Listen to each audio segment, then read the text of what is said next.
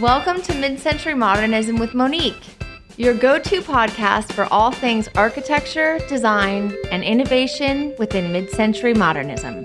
Join me on a journey through the golden age of design, where every episode brings you fresh inspiration for modern living and unlocks the secrets of this iconic and timeless style. What are we waiting for? Let's get started.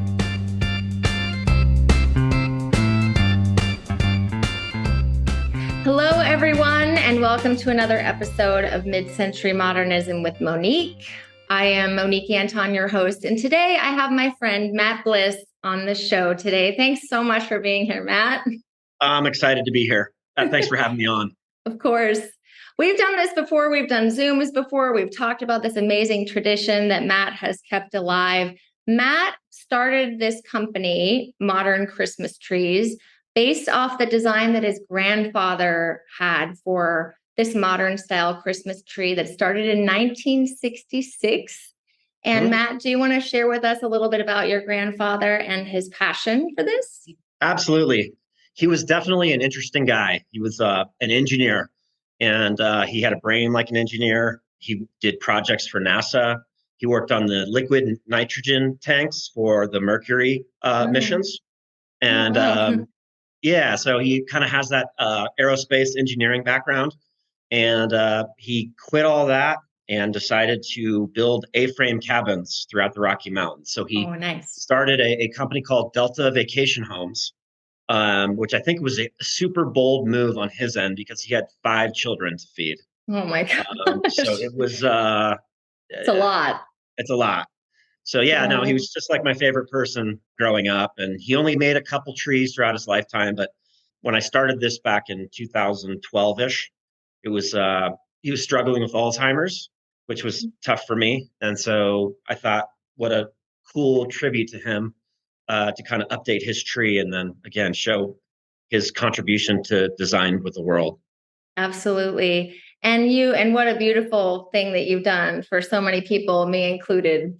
So you started, you had your first tree display at Denver Modernism Week. And you mentioned before you had 2 trees and you started that way and you started with passion and with that spirit. And it just sort of, went through the modernist community that way. You have been on shows and I've seen you on different television programs. You were on Shark Tank, which was very cool.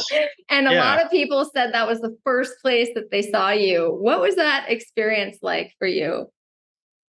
I thought it was a great experience. I helped with an article in Forbes magazine about all the Shark Tank contestants and their experience. And apparently their experience hasn't been as good as mine for some of them. So yeah, I got to deal with Barbara Corcoran, and she's great. She's kind of a silent partner, which I prefer. It's a kind of a quirky product at some level, and so we're not trying to get into Target or we're trying to sell direct to the consumer so that we can control the narrative and have the relationship with the customer. So, but it was a great experience. I was on stage for over an hour and they kind of chopped that up into 12 minutes. But yeah, it was a great experience. Barbara's awesome.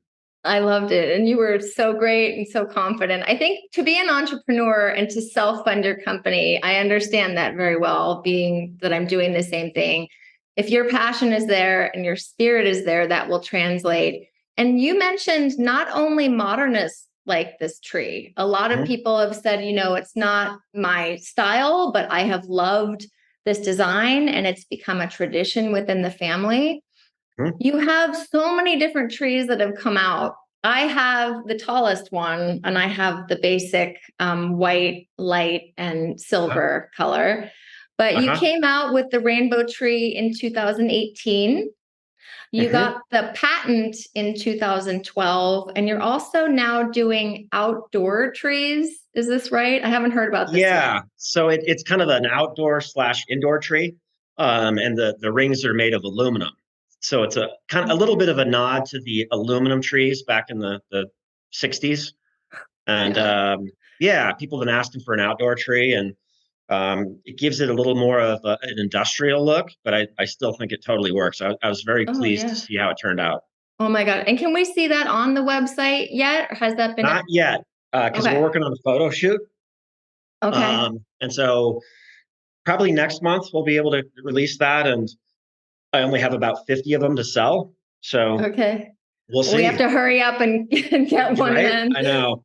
I love it. So, So speaking of photo shoots, you have done shoots in the most iconic mid-century modern homes. You've been in the Farnsworth house, mhm, you've been in the Stahl house, mhm. which I'm really jealous about. And I wanted to ask you what that experience has been like for you. Just if you can share with the listeners what it was like being in these homes and if you have Yeah, any I mean, stories. it's certainly been a big highlight for this whole venture. It's, one of my best friends is my photographer, JC Buck, and he is like super talented. And when I quit my job to do this full time, he quit his job to become a photographer, which is, crazy. And so our paths have been kind of paralleled.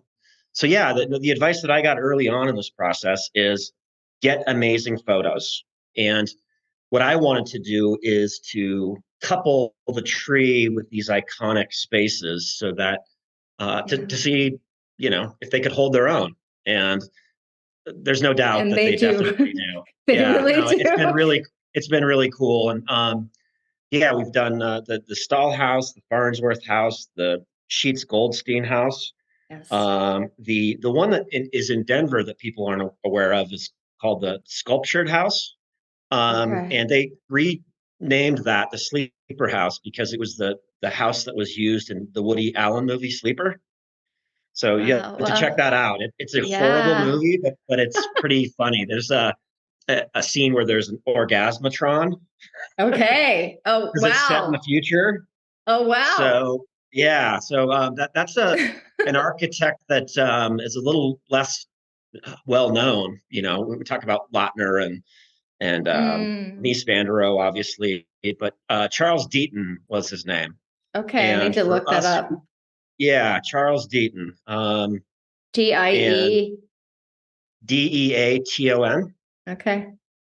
All And right. so there was this spaceship looking house on the mountain.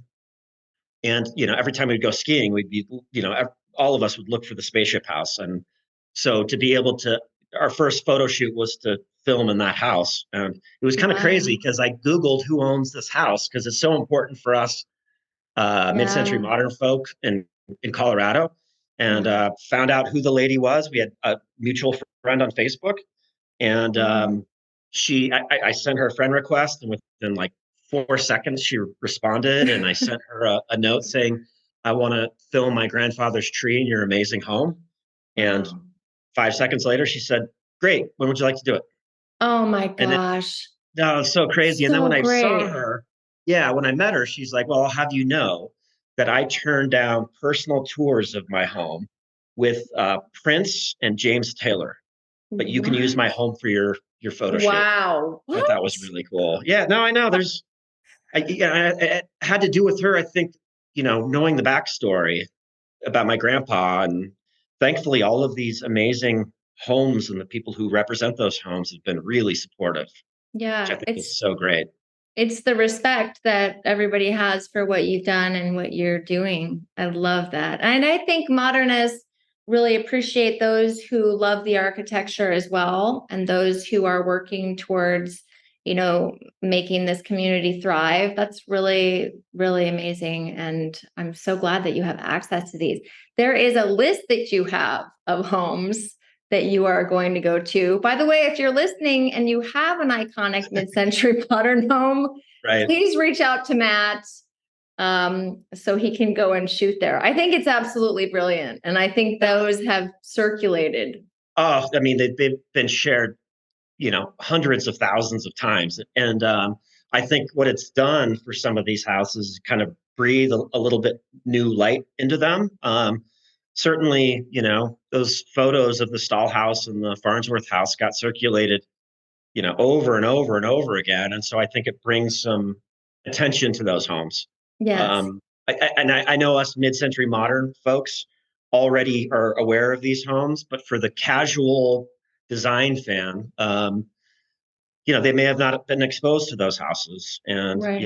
it's been that part has been That's so much fun. It's amazing. Well, your marketing is really special. I also love when you order a tree. We had a giveaway a couple years ago, and for those of you getting a new tree, when you buy one, Matt and his team put in these amazing cards, Christmas cards. So your Christmas cards are kind of already done for Right? you. You have a beautiful design. You have that house with the tree in it, and that also it helps us and it helps you, which is really, really brilliant. So Thank you. here we are in July, and you have a promo going on right now, Christmas in July, that I wanted to bring up. And Yeah.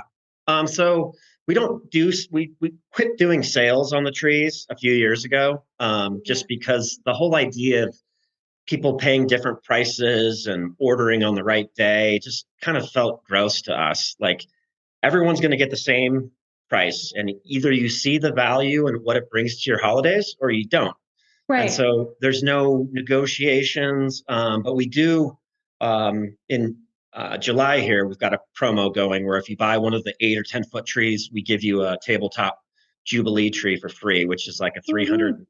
$347 value. So Yeah, so far it's been really good, real successful. I love that. And they can go to modernchristmastrees.com and find that out, or Yep. if they, yeah, when they order. Hmm. One of the things I love about the larger trees is we have a house that's all glass in the back. And if you live in a mid-century modern house, we live on top of this hill. So everyone in the neighborhood mentions, "Oh, are you the house with the tree that's shining over the whole I love neighborhood?" that. It's really beautiful that these trees bring so much life to the space.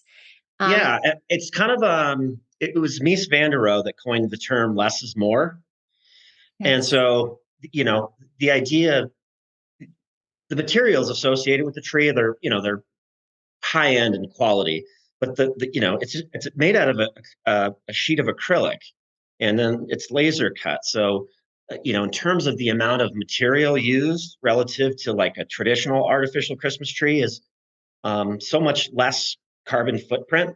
And Right. I just love that term, less is more. Like, how do we, let's strip it down to its basic form and get rid of things that are not critical to the design. And that's kind of the difference between, I think, my version of the tree and my grandfather's version, with pine cones and all sorts of Lots of crazy. things. Oh, Yeah. you're very, very, very busy. I think that was kind of a function of maybe the time, you know. Right. So They wanted more is more, and yeah, more color is more and is better. texture. Yeah. Yeah, I think what you've done is bring a lot of people together. And I wanted to talk with you a little bit about your love of mid-century modernism. Um, absolutely. this has fueled everything you've done, and it's been so inspiring to all of us. Can you share about what this community means to you? I know you've had a lot of, great relationships come from this work. Totally. Yeah. No, I have been a fan of design, you know, since I was a little kid. I think I won first place in this Castlewood Fire Department no smoking campaign poster. Oh, nice. So it was a Mr. T with a word bubble that said, I pity the fool who smokes. Mr. I T. think I was like 6 or 7 or something. Yeah.